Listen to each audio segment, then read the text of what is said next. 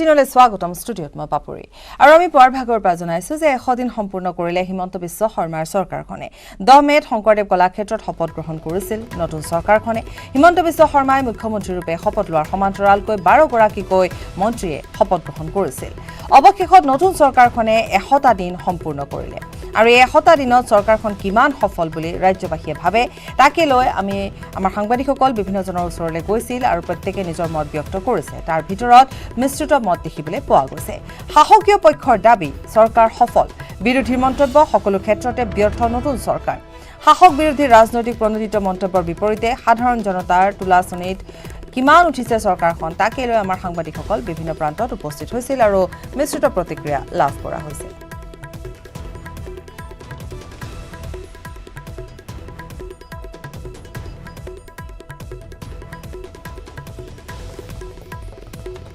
এশটা দিনত হিমন্ত চৰকাৰ বা হিমন্ত বিশ্ব শৰ্মা চৰকাৰখন কিমান সফল আমি দেখুৱাইছো তাৰ ভিতৰত সত্ৰৰ ভূমিত বেদখল উচ্ছেদ গতিকে সফল বিফলৰ যে তালিকা তাৰ ভিতৰত সীমা সমস্যাক লৈ তীব্ৰ প্ৰত্যাহ্বানৰ সন্মুখীন হৈছে চৰকাৰ আৰু যে ক্ষেত্ৰত ইতিমধ্যে আগবাঢ়িছে চৰকাৰ মূল্যবৃদ্ধি নিয়ন্ত্ৰণত নতুন চৰকাৰখন সম্পূৰ্ণ ব্যৰ্থ বা ইতিমধ্যে দেখিবলৈ পোৱা গৈছে যে বিভিন্নজনে এই মন্তব্য কৰিছে কৰোনাৰে মোকাবিলাও হৈছে কঠিন প্ৰত্যাহ্বান কিন্তু যি কি নহওক সেই প্ৰত্যাহ্বানৰ সন্মুখীন হৈছে চৰকাৰখন দুটাকৈ কাগজ কল পুনৰুজ্জীৱিতকৰণতো ব্যৰ্থ ঠিক তেনেধৰণে খৰাঙত বিপৰ্যস্ত কৃষকক সকাহ দিয়াটো ব্যৰ্থ ইফালে ড্ৰাগছৰ বিৰুদ্ধে অভিযান তীব্ৰতৰ গতিকে এই ক্ষেত্ৰত ৰাইজৰ সঁহাৰি লাভ কৰা হৈছে ৰাইজে প্ৰশংসা কৰিছে গৰুৰ চোৰাং সৰবৰাহকাৰীৰ বিৰুদ্ধেও অভিযান ইতিমধ্যে আৰম্ভ হৈছে পশুধন সুৰক্ষা আইন প্ৰণয়ন কৰা হৈছে গতিকে এনেধৰণে কেইবাটাও প্ৰসংগ আহি পৰিছে আৰু তাৰ ভিতৰত 1 লাখ পদত নিযুক্তি প্ৰক্ৰিয়াও ইতিমধ্যে আৰম্ভ হৈছে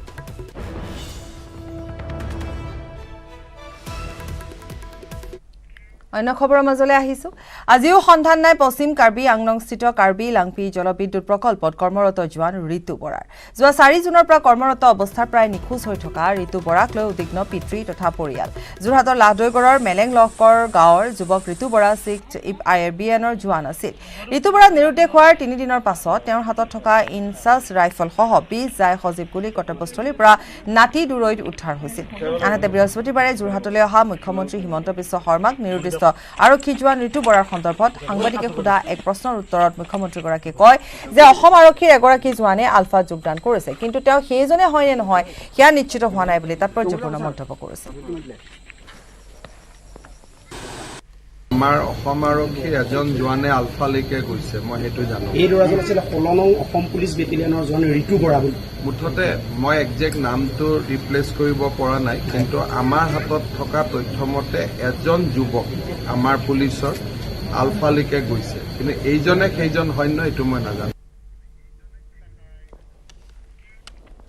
শোণিতপুৰৰ বালিপৰাত ভাৰত পেট্ৰলিয়ামৰ টেংকাৰ উদ্ধাৰ 7 আগষ্টত নুমলীগড়ৰ পৰা 24,000 লিটাৰ পেট্ৰল আৰু ডিজেল লৈ ইম্ফল অভিমুখী টেংকাৰখন হঠাৎ পথৰ প্ৰায় অন্তৰ্ধান হয় 14 দিনৰ মূৰত চাৰিদুৱাৰ আৰক্ষীয়ে বালিপৰাৰ এটা গেৰেজৰ সন্মুখৰ পৰা গাড়ীখন উদ্ধাৰ কৰে যদিও গাড়ীখনত নাছিল পেট্ৰল আৰু ডিজেল আৰক্ষীৰ অনুসন্ধানত টেংকাৰৰ চালক বালিপৰাৰ আব্দুল নামৰ এজন যুৱকৰ সৈতে মিলি পেট্ৰল আৰু ডিজেলখিনি এটা পেট্ৰল ডিপোত বিক্ৰী কৰি গাড়ীখন বালিপৰাত পেলাই থৈ যায় পিছত চালক মহেন্দ্ৰ সিঙে টেংকাৰ লৈ শোণিতপুৰৰ দিশে অহাৰ খবৰ লাভ কৰে আৰক্ষীয়ে 10 আগষ্টৰ দিনা চাৰিদুৱাৰ অঞ্চলত গাড়ীখন থকাৰ তথ্য লাভ কৰাৰ পাছতে গাড়ীৰ গৰাকীয়ে নুমলীগড় আৰক্ষী চকীত এজাহাৰ দাখিল কৰিছিল ইয়াৰ পিছতে আৰক্ষীয়ে গাড়ীখন বিচাৰি অভিযান আৰম্ভ কৰিছিল যদিও বৃহস্পতিবাৰে সন্ধিয়া গাড়ীখন বালিপৰাত উদ্ধাৰ কৰে আৰক্ষীয়ে টেংকাৰখনত থকা পেট্ৰল আৰু ডিজেলখিনি শোণিতপুৰ আৰু ভালুকপুঙৰ পেট্ৰল পাম্পত বিক্ৰী কৰাৰ সন্দেহ কৰিছে আৰক্ষীয়ে তেল চুৰি আৰু বিক্ৰীত জড়িত বালিপৰাৰ আব্দুল বৰ্তমানেও পলাতক হৈ আছে শোণিতপুৰত পেট্ৰল আৰু ডিজেল ভৰ্তি টেংকাৰৰ পৰা তেল চুৰি কৰা কাৰ্যৰ এটি বৃহৎ চক্ৰ গঢ় লৈ উঠিছে অতি শীঘ্ৰে তেল চুৰি কাৰ্য বিৰুদ্ধে বা তথ্য পোহৰলৈ আহিব বুলিও চাৰিদুৱাৰ আৰক্ষীয়ে জানিবলৈ দিছে NL01L 5200 12 চকা টেংকাৰ গাড়ীখন যোৱা 7-8-21 তাৰিখে ইনফলৰ কাৰণে লোড হৈছিলে গাড়ীখন ইনফললৈ লৈ নগৈ ড্ৰাইভাৰে মানে বদমাচি কৰি তো তেজপুৰৰ পৰা মানে ভালপুঙৰ আশে পাশে কোনোবা জায়গাত মানে গাড়ীৰ তেলটো বেছি দিছে কোনোবা ডিপোত তো আমি 10 তাৰিখে আমাৰ ৰিপোৰ্ট হৈছিলে সেইদিনাৰ পৰা আমি এইটো বিপদ হোৱাৰ পিছত গাড়ীখন আজি উদ্ধাৰ কৰা হ'ল, বালিপাৰাতে আছিলে। এইখন কাৰণে নুমলীগড় থানাত এৰিয়াত পৰে, কিন্তু কেছটো নুমলীগড় থানাত এটা গোচৰ ৰুজু হৈছে। বৃহস্পতিবাৰে অভাৱনীয় ভিৰ হোৱাৰ পাছত আজি কঠোৰ হৈছে কামাখ্যা মন্দিৰ কৰ্তৃপক্ষ। আজিৰে পৰা কামাখ্যা ধামলৈ যোৱা ভক্তৰ নামৰ কৰা হৈছে কোভিড পৰীক্ষা। মন্দিৰ দৰ্শনৰ বাবে যোৱা লোকৰ বিচৰা হৈছে ভেকচিন লোৱাৰ প্ৰমাণপত্ৰ। ইফালে আজি জিলা প্ৰশাসন আৰু দলৈ সমাজৰ মাজত অনুষ্ঠিত হৈছে বৈঠক। কামাখ্যাত কোভিড প্ৰটকল সুনিশ্চিত কৰাৰ সন্দৰ্ভত এই বৈঠক অনুষ্ঠিত হয়।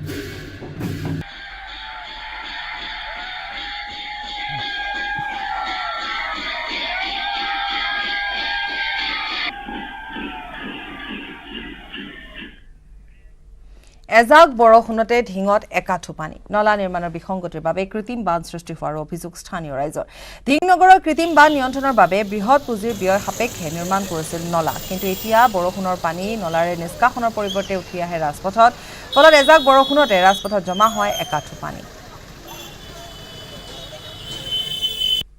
এই ৰাস্তাত আমাৰ সন্মুখতে পানী। আমাৰ পৌৰসভাই যিটো বিজ্ঞানখন ড্ৰেইন বনালে, সেইটো সম্ভৱতঃ বিজ্ঞানসন্মতভাৱে তেখেতসকলে নবনোৱাৰ কাৰণে আজি এই অৱস্থা। ঢিং বজাৰৰ যিমান পানী আহে, চব পানীবিলাক আহি এইখিনিতে ৰখি যায়, যাৰ কাৰণে নেকি আমাৰ ৰাস্তাটো ইফালে পানী নহয় যদিও আমাৰ ওলোৱা সোমোৱাত বহুত অসুবিধা হৈছে। গতিকে ঢিংবাসী ৰাইজৰ তথা আমাৰ পৌৰসভালৈ বিনম্ৰ অনুৰোধ, এই যিটো আমাৰ পানী ড্ৰেইনেজ ছিষ্টেমটো সম্পূৰ্ণভাৱে নহ'ল, ইয়াক কেনেকৈ শুদ্ধভাৱে আকৌ কৰি পেলাই পৰিকল্পনা কৰি পেলাই ভাল ব্যৱস্থা এটা কৰিব পাৰি, তাক আমি পৌৰসভালৈ বিনম্ৰভাৱে অনুৰোধ জনালোঁ। মুখ্যমন্ত্ৰী হিমন্ত বিশ্ব শৰ্মাক চেলেঞ্জ লুৰিণজ্যোতি গগৈ। মৰিগাঁৱত অসম জাতীয় পৰিষদৰ সভাপতিগৰাকীৰ মন্তব্য, মুখ্যমন্ত্ৰীৰ সৎ সাহস আছে যদি জাগিৰোড কাগজ কলক ৰাজহুৱা আৰু ব্যক্তিগত অংশদাৰিত্ব দিয়ক।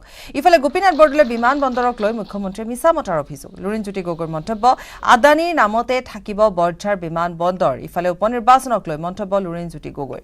উপনিৰ্বাচনত মৰিয়নি সমষ্টিৰ পৰা প্ৰতিদ্বন্দ্বিতা নকৰে লুৰিণজ্যোতি গগৈয়ে।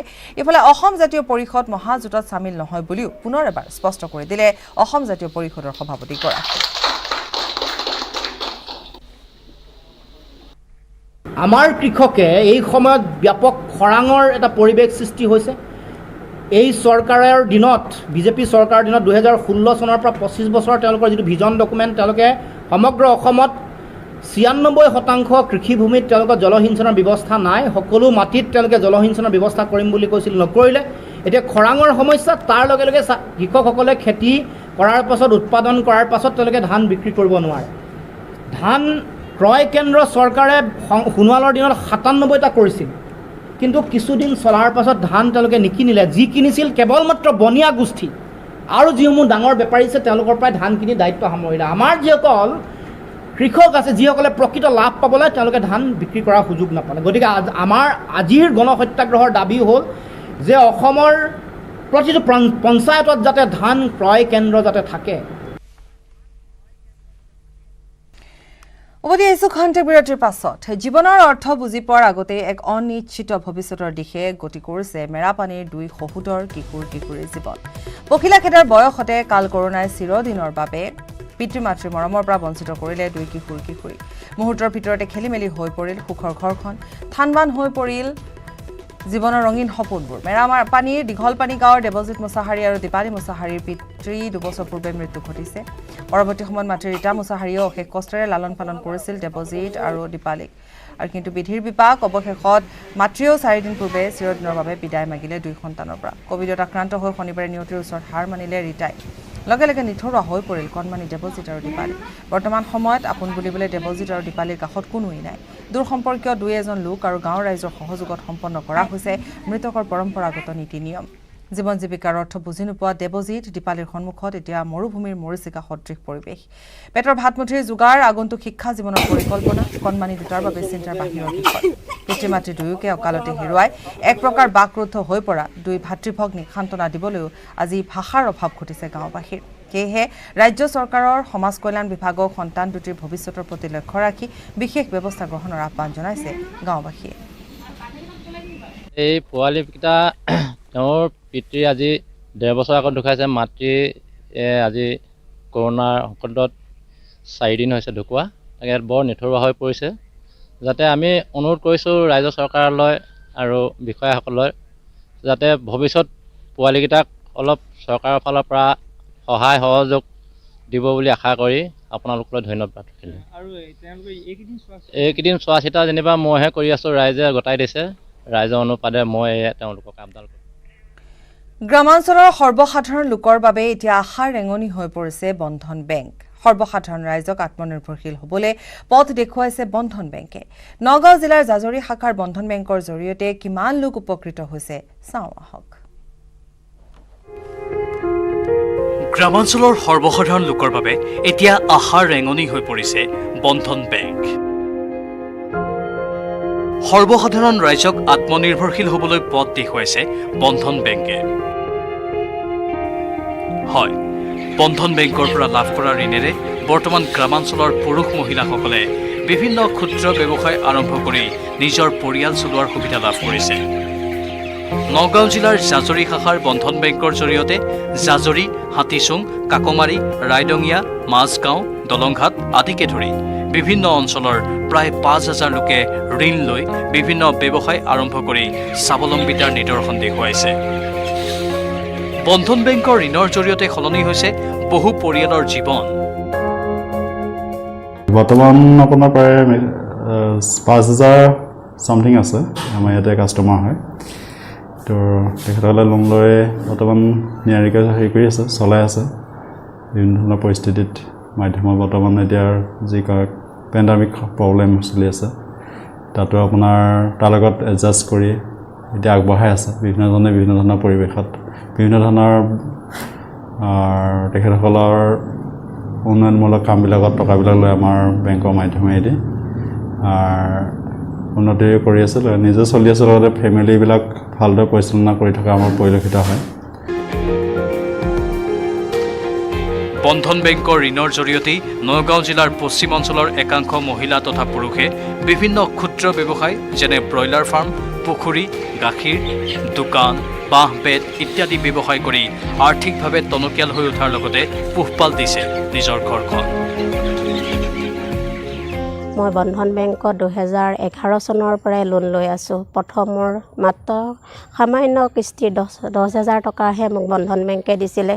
সেই সামান্য টকাটো লৈ আজি মই 2011ৰ পৰা আজি 2021 চনলৈকে বন্ধন বেংকৰ টকা দিয়ে মই ব্যৱসায় কৰিছোঁ। মোৰ এখন ৱেল্ডিং ইণ্ডাষ্ট্ৰি আছে, এখন ব্ৰইলাৰ ফাৰ্ম আছে। তাৰ দ্বাৰাই মই ক্ৰমান্বয়ে উপকৃত হৈ আজি এই পৰ্যায় পাইছোঁহি। আজিকালি বহুত মহিলাই তৰুণৰ কিস্তি নিদিয়ে, কিন্তু মই দি আছোঁ। দিয়া বিনিময়ত তেওঁলোকে মোৰ লগত সদায় আছে, মোক তেওঁলোকৰ লগত সদায় থাকিমেই। যিহেতুকে মোৰ প্ৰয়োজন, মই চৰকাৰী লোন এটা পাব নোৱাৰোঁ, তেওঁলোকৰ বহুত নথি পত্ৰ প্ৰয়োজন হয়। বন্ধন বেংকে সামান্য দুখনমান ডকুমেণ্টৰ বিনিময়ত তেওঁলোকে আমাক কি দিয়ে, বিশ্বাসতা আৰু বিশ্বাস জন্মিবৰ কাৰণে কথাৰ ওপৰত ভিত্তি কৰি ঋণবিলাক প্ৰতিজন সাধাৰণ মহিলাক দি আছে। কোভিডসৃষ্ট পৰিৱেশৰ বাবে গ্ৰামাঞ্চলৰ ৰাইজ দুৰ্যোগৰ সন্মুখীন হৈছে যদিও এই ক্ষেত্ৰত সকাহ দিছে বন্ধন বেংকে। মই জাজৰি শাখাৰ বন্ধন বেংকৰ অন্তৰ্গত। ইয়াৰ দ্বাৰা এই বেংকৰ পৰা মই ঋণ লৈ মই মোৰ গাখীৰৰ ব্যৱসায় কৰিবৰ কাৰণে মই গাই কিনি ল'ব পাৰিছোঁ। সেই গাইৰ পৰা গাখীৰ উৎপাদন কৰিব পাৰিছোঁ আৰু সেই গাখীৰকেই মই বিক্ৰী কৰি মই মোৰ পৰিয়ালটো সুন্দৰভাৱে পৰিচালনা কৰিব পাৰিছোঁ। মুঠৰ ওপৰত সৰ্বসাধাৰণ ৰাইজৰ এতিয়া বিপদৰ বন্ধু হৈ পৰিছে বন্ধন বেংক। ভাস্কৰ জ্যোতি শইকীয়াৰ report, news 18 Assam north east. মুখ্যমন্ত্ৰী হিমন্ত বিশ্ব শৰ্মাৰ সংবাদমেল চৰকাৰৰ 100 দিন যি 100 দিন সম্পূৰ্ণ হৈছে তাকে লৈ সংবাদমেলৰ আয়োজন কৰিছে। কি সফলতা লাভ কৰিছে 100টা দিনত তাৰে খতিয়ান দাঙি ধৰিব মুখ্যমন্ত্ৰীগৰাকীয়ে। এই মুহূৰ্তত পোনপটীয়াকৈ যাম মুখ্যমন্ত্ৰী ডক্টৰ হিমন্ত বিশ্ব শৰ্মাৰ সংবাদমেললৈ। শ্বহীদ কনষ্টেবল নজৰুল হক বৰভূঞাৰ পত্নী শ্ৰীমতী সুনীতা পাৰভিন বৰভূঞা।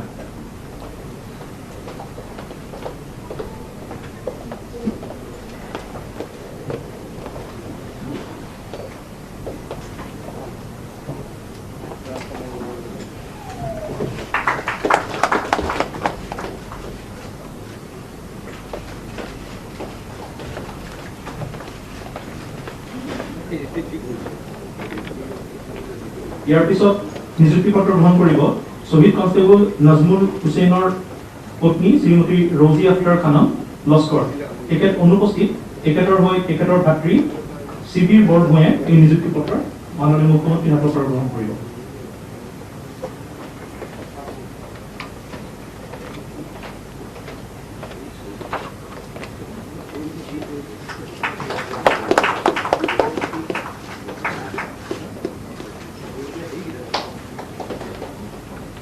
ইয়াৰ পিছতে নিযুক্তি পত্ৰ গ্ৰহণ কৰিব শ্বহীদ কনষ্টেবল শামসুদ জামান বৰভূঞাৰ পত্নী শ্ৰীমতী হেনা চৌধুৰী।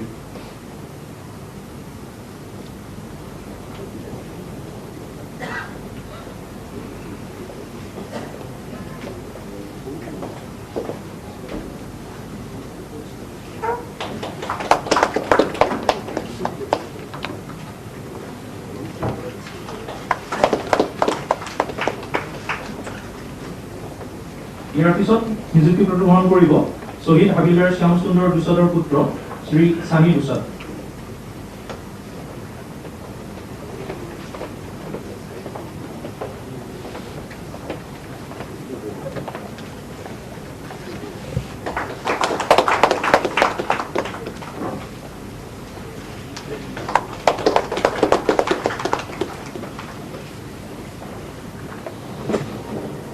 এতিয়া চৰকাৰৰ 100 দিন পূৰ্ণ হোৱাৰ উপলক্ষে প্ৰস্তুত কৰি উলিওৱা পত্ৰিকা অনিৰুদ্ধ যাত্ৰাৰ 100 দিন মাননীয় মুখ্যমন্ত্ৰী মহোদয়ে আনুষ্ঠানিকভাৱে উন্মোচন কৰিব। এই উন্মোচন অনুষ্ঠানত মঞ্চত উপস্থিত সকলো মন্ত্ৰী মহোদয়, টেৰিটৰিয়েল কাউন্সিলৰ মুখ্য কাৰ্যবাহী সদস্য আৰু বিশিষ্ট অতিথি মুখ্যমন্ত্ৰী সংযোগ কৰিবলৈ অনুৰোধ কৰা হ'ব।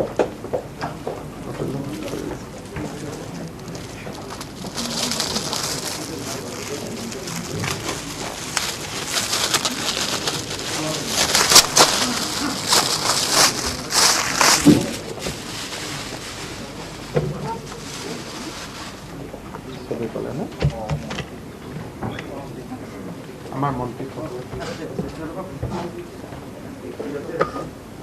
অলপ ওচৰ চাপি আহক, বৰুৱা চাপ অলপ ওচৰ চাপি আহক।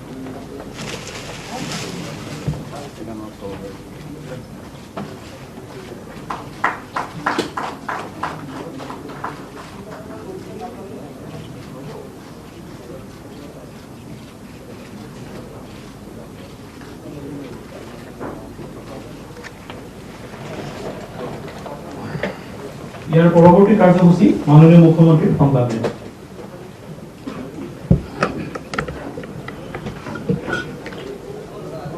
সকলোকে বিশেষকৈ সংবাদ মাধ্যমৰ বন্ধু বান্ধৱীসকলক আজিৰ এই সংবাদ মেলত অহাৰ বাবে আৰু আমাৰ নিমন্ত্ৰণ ৰক্ষা কৰি সংবাদ মেলত অংশগ্ৰহণ কৰাৰ বাবে মই ধন্যবাদ আৰু কৃতজ্ঞতা আগবঢ়াইছোঁ।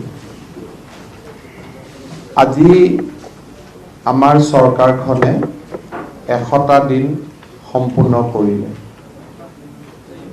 এই 100টা দিনৰ যাত্ৰা পথত আমি গ্ৰহণ কৰা বা আমি ৰূপায়ণ কৰা সিদ্ধান্তসমূহে খুব কম দিনৰ ভিতৰতে অসমৰ জনজীৱনক স্পৰ্শ কৰিব পাৰিছে আৰু ইতিমধ্যে ৰাজ্যবাসীৰ মাজত এক নতুন আত্মবিশ্বাসে গা কৰি উঠিছে।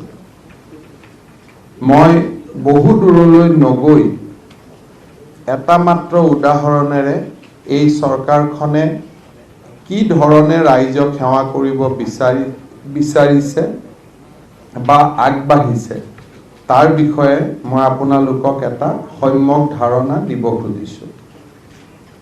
10 মে'ৰ পৰা 19 আগষ্ট পৰ্যন্ত আমাৰ চৰকাৰখনে 1,21,162,162 জন লোকক আমি ভেকচিন দিব পাৰিছোঁ। 1,29,59,162, taking the total cumulative to 1,29,59,162 51,73,826 অৰ্থাৎ যোৱাকালি we have crossed the landmark of 1.5 crore doses of vaccination in Assam. অসমত আমি 1.5 কোটি ভ্যাকচিন সমাপ্ত কৰিব পাৰিলো আৰু ইয়াৰে 1,21,000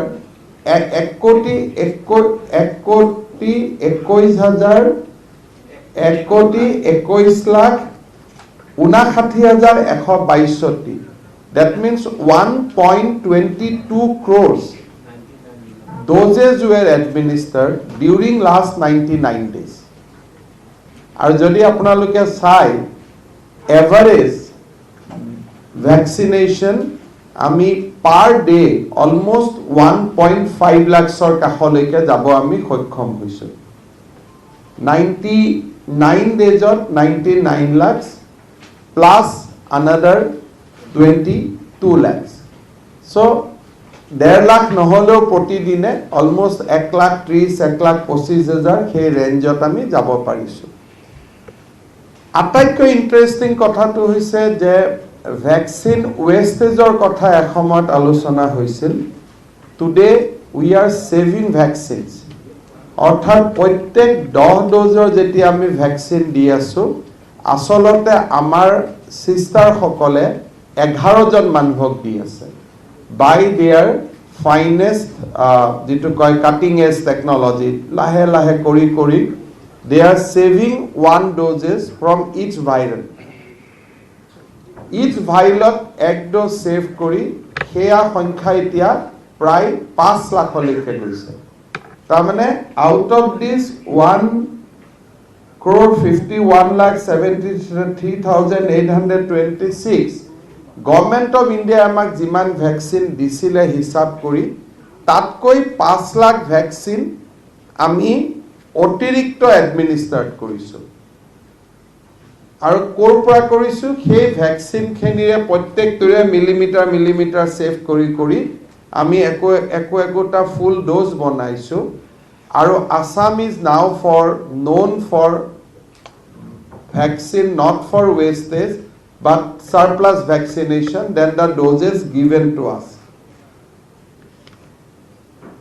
যোৱা 3 মাহত কোভিডৰ হৈতে নিৰন্তৰ যুঁজৰ পিছত আজি আমাৰ কোভিডৰ পজিটিভিটি 1% তললৈকে নামি আহিছে সম্পূৰ্ণ লকডাউনৰ পথ অৱলম্বন নকৰাকৈ মানুহৰ জীৱন আৰু জীৱিকা দুইটাৰ মাজত সামঞ্জস্য ৰাখি আমি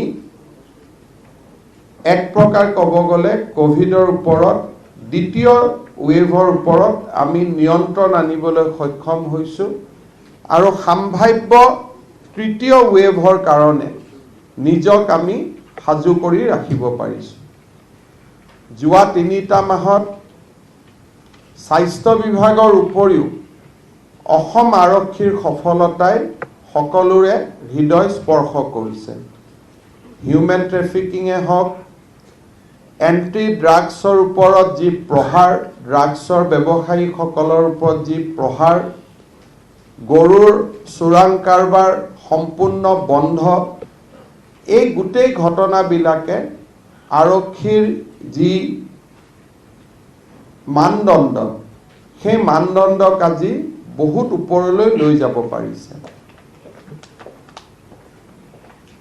এই 3 মাহৰ ভিতৰতে আমাৰ সৰকাৰখনে পূৰ্ণাংগ বাজেট দিব পাৰিছে আৰু এই 3 মাহৰ ভিতৰতে 1 লাখ নিযুক্তিৰ যি আমাৰ লক্ষ্য আছিল সেই লক্ষ্য পথত আমি ধাৱমান হ'বলৈ সক্ষম হৈছো এক প্ৰকাৰ ক'বলৈ গ'লে আজি শংকৰদেৱ কলাক্ষেত্ৰত প্ৰায় 700 নিযুক্তিৰে আজিৰ দিনটোৰ পৰাই আমি 1 লাখ নিযুক্তিৰ ৰূপৱালী যাত্ৰা আমি আৰম্ভ কৰিম আমাৰ প্ৰতিশ্ৰুতি আছিল মাইক্ৰ ফাইনেন্সৰ লোনৰ ৰেহাইৰ ক্ষেত্ৰত অহা কালি আমি মাইক্ৰ ফাইনেন্স লোন ৰেহাইৰ ক্ষেত্ৰতো আমাৰ কোম্পানীসমূহৰ লগত MOU আমি হস্তাক্ষৰ কৰিম। ইতিমধ্যে ৰিজাৰ্ভ বেংক অফ ইণ্ডিয়াই আমাৰ MOU-খনৰ ওপৰত ষ্টেটুটৰী ক্লিয়াৰেন্স তেখেতসকলে আমাক দিছে আৰু তাৰ ফলত আমি আগবাঢ়ি যাবলৈ সক্ষম হ'ম। প্ৰথমবাৰ আমি 15 আগষ্ট পালন কৰিছোঁ। বহু দিনৰ মূৰত কোনো দল সংগঠনে বন্ধ আহ্বান নকৰাকৈ এটা মুকলি মনেৰে অসমৰ ৰাইজে 15 আগষ্ট পালন কৰিব পাৰিছে। ONGCৰ অপহৃত কৰ্মচাৰীসকলক বিশেষকৈ ৰিতুল শইকীয়াক আমাৰ চৰকাৰৰ দিনত আমি সম্পূৰ্ণ সুস্থ শৰীৰে সৈতে আমি উভতাই আনিবলৈ সক্ষম হৈছোঁ। যোৱা পৰহি মই আঠখেলীয়া নামঘৰত যাওঁতে ৰিতুল শইকীয়া আৰু তেওঁৰ মাতৃক সাক্ষাৎ কৰাৰো মোৰ সৌভাগ্য হৈছিল। এই সময়ছোৱাৰ ভিতৰতে অসমৰ অৰ্থনৈতিক মানদণ্ডক উন্নত কৰিবলৈ নাবাৰ্ডৰ পৰা 13,000 কোটি টকাৰ কেপিটেল ইনভেষ্টমেণ্টৰ কাৰণে বুজাবুজিৰ চুক্তি স্বাক্ষৰিত কৰা হৈছে, য'ত চিকিৎসা মহাবিদ্যালয়ৰ পৰা ইঞ্জিনিয়াৰিং কলেজৰ পৰা মথাউৰিৰ ওপৰত পথ নিৰ্মাণলৈকে এক বিস্তীৰ্ণ ৰূপৰেখা আমি আগবঢ়াই দিব পাৰিছোঁ। এই 3 মাহৰ ভিতৰতে NLFB যি আমি বড়ো চুক্তিৰ পিছত এটা নতুন উগ্ৰপন্থী সংগঠনে মূৰ দাঙি উঠিছিল, তেওঁলোকক আমি ৰাষ্ট্ৰ জীৱনৰ মূল খুঁটিলৈ উভতাই আনিবলৈ সক্ষম হৈছোঁ। এই 3 মাহৰ ভিতৰতে কুকি উগ্ৰপন্থীসকলেও তেওঁলোকে সম্পূৰ্ণভাৱে অস্ত্ৰ সম্বৰণ কৰি মূল খুঁটিলৈ উভতি অহাৰ বাবে কাম কৰিছে। যোৱা 3 মাহত বিভিন্ন মিলিটেণ্ট অৰ্গেনাইজেশ্যনৰ বিৰুদ্ধে অসম আৰক্ষীয়ে দৃষ্টান্তমূলক সাফল্য লাভ কৰিবলৈ সক্ষম হৈছে। ৰাজ্য চৰকাৰৰ প্ৰতিটো বিভাগতে প্ৰশাসনিক আৰু বিত্তীয় সংস্কাৰৰ জৰিয়তে ডেভেলপমেণ্ট পেকেজবিলাক যাতে খৰতকীয়াকৈ ৰূপায়ণ কৰিব পাৰি তাৰ ব্যৱস্থা হাতত লোৱা হৈছে।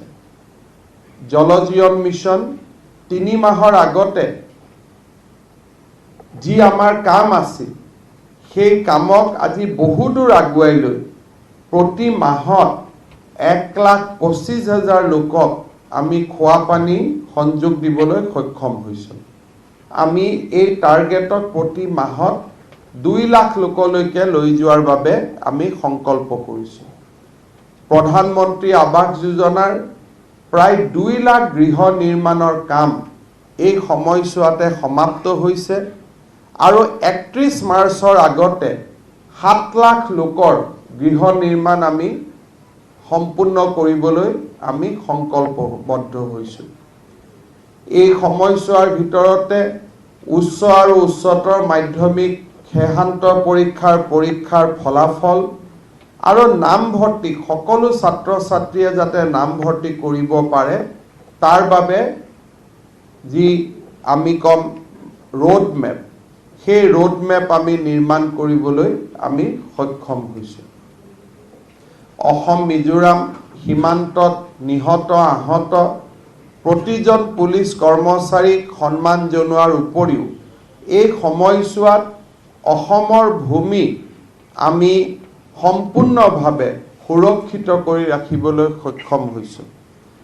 মেঘালয় চৰকাৰৰ লগত আৰু নাগালেণ্ড চৰকাৰৰ লগত ভূমি বিবাদ নিষ্পত্তিৰ বাবে ইতিবাচক ব্যৱস্থা এই সময়ছোৱাৰ ভিতৰতে লোৱা হৈছে। ৰাজ্যখনৰ বিশেষকৈ বিদ্যুৎ খণ্ডত যোৱা 3 মাহত আমি অভূতপূৰ্ব সফলতা লাভ কৰিবলৈ সক্ষম হৈছোঁ। 380 কোটি টকা প্ৰতি মাহত ৰাজহৰ পৰিৱৰ্তে প্ৰায় 650 কোটি টকা প্ৰতি মাহত ৰাজহ সংগ্ৰহ কৰি আমাৰ APDCLৰ কৰ্মচাৰীসকলে অত্যন্ত কৰ্তব্যনিষ্ঠাৰ পৰিচয় দিছে। এই সময়ছোৱাৰ ভিতৰতে গুৱাহাটীক নতুনকৈ নিৰ্মাণ কৰাৰ বাবে কেইবাটাও গুৰুত্বপূৰ্ণ পদক্ষেপ গ্ৰহণ কৰা হৈছে। বিশেষকৈ 3 মাহৰ ভিতৰতে পাণবজাৰৰ জেল, মালিগাঁৱৰ মুকলি উদ্যান, ফাঁচী বজাৰৰ জেলক বোটানিকেল গাৰ্ডেন আৰু হাউচিঙৰ মাটিত আৰু এখন উদ্যান, 3খনকৈ উদ্যানৰ নিৰ্মাণৰ কাম ইতিমধ্যে আৰম্ভ কৰা হৈছে আৰু নিৰ্ধাৰিত সময়ত ইয়াক শেষ কৰাৰ সংকল্প লোৱা হৈছে।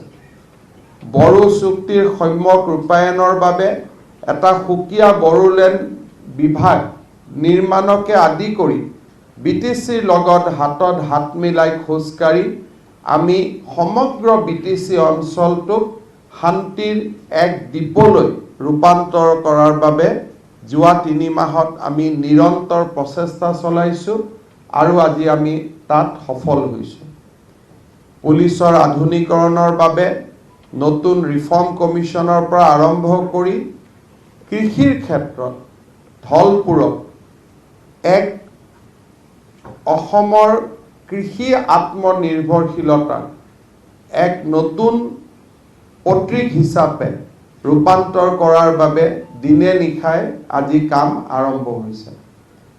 NDDBৰ লগত চুক্তিৰ জৰিয়তে অসমত প্ৰতিদিনে 10 লাখ গাখীৰ উৎপাদনৰ বাবে এক বৃহত্তম প্ৰচেষ্টা আমাৰ এই চৰকাৰখনে হাতত লৈছে। ৰাজ্যখনৰ কৃষি ব্যৱস্থাটোক আৰু অধিক শক্তিশালী কৰিবৰ বাবে ধান ক্ৰয় এই গোটেই ব্যৱস্থাটোক এক নতুন ৰূপলৈ লৈ যোৱাৰ বাবে ৰাজ্য চৰকাৰে বাজেটত নিজৰ পুঁজিৰ টকা আবণ্টন কৰাৰ উপৰিও FCIৰ লগত নিৰন্তৰভাৱে কাম কৰি অহা বছৰটোত 6 লাখ মেট্ৰিক টনলৈকে ধান ক্ৰয়ৰ অভিলাষী আঁচনি আমি হাতত লৈছোঁ।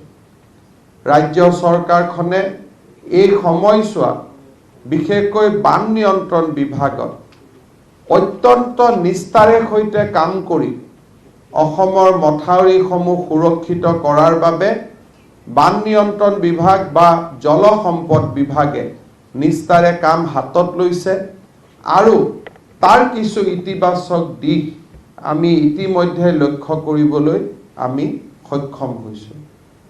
যোৱা 3টা মাহত ৰাজ্য চৰকাৰৰ বিত্তীয় শক্তি ক্ৰমাগতভাৱে বৃদ্ধি পাইছে আৰু আজি আমি ফাইনেন্সিয়েলি বা বিত্তীয় দিশত ভাৰতৰ ভিতৰতে এখন শক্তিশালী ৰাজ্য হিচাপে আমি থিয় হৈ থাকিব পাৰিছোঁ। ৰাজ্য চৰকাৰে ইথানেলকে ধৰি electric vehicle policy, ethanal policy আদিকে ধৰি উদ্যোগ খণ্ডত বহুতো নতুন ব্যৱস্থা ল'বলৈ সক্ষম হৈছে আৰু যোৱা 3 মাহত খুব কম সময়ৰ ভিতৰতে কেইবাটাও বিনিয়োগৰ প্ৰাৰম্ভিক কাম কাজ ইতিমধ্যে সম্পূৰ্ণ কৰা হৈছে। ৰাজহ বিভাগত মাটি আবণ্টনৰ প্ৰক্ৰিয়া, বিশেষকৈ উত্তৰাধিকাৰী সূত্ৰে মাটিৰ হস্তান্তৰ প্ৰক্ৰিয়া আৰু নন কেডেষ্ট্ৰেল ভিলেজক ৰাজহ বিভাগৰ জৰীপৰ জৰিয়তে ৰাজহ বিভাগৰ কেডেষ্ট্ৰেল ভিলেজলৈকে কনভাৰ্ট কৰাৰ এটা অত্যন্ত অভিলাষী আঁচনিৰ কামো আমি ইতিমধ্যে হাতত লৈছোঁ। যোৱা সময়ছোৱাত ক'ব গ'লে আমাৰ কেবিনেটে প্ৰায় 400তকৈ ওপৰত কম বেছি পৰিমাণৰ সিদ্ধান্ত লৈছে। তাৰ 100টা সিদ্ধান্ত কেইবাটাও সিদ্ধান্তক একগোট কৰি 100 দিনৰ অনিৰুদ্ধ যাত্ৰাৰ 100টা পদক্ষেপ বুলি